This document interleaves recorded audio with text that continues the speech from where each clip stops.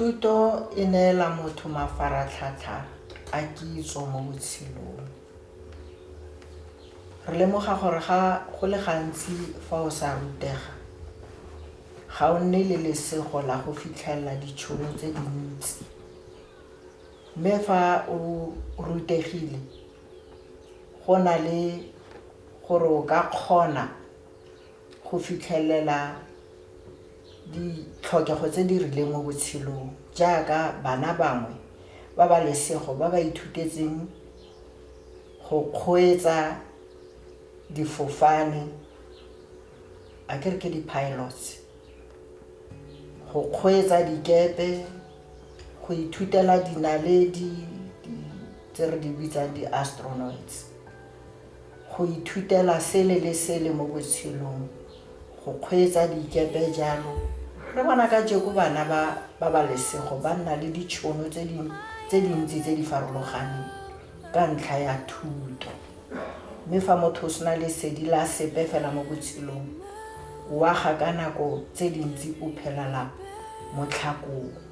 Bontsi ba bašwa ba rona ba tlhokile lesego la go gola, ga ba ka ba itumelela bonana ba bona. Bontsi ba bona, basetsanyana ba bona ba belega pele ga dingwaga tsa bona, ba ise ba je monate wa bokgarebe, ba bo ba nna bomme. Makawana ba simolola go nna borre, ba ise ba kauge le go nonofa. Ka jalo kwa morago,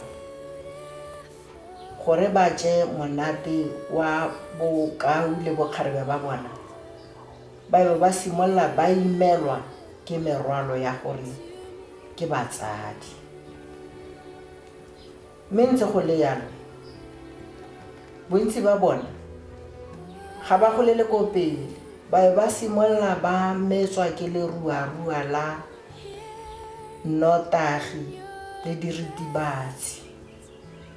Kwa morago e re solofetse go le gontsi mo go bona, be ba re tlogela ba metswa ke lerua la leso, ba re tlogela kwa morago re le batsadi ba bona.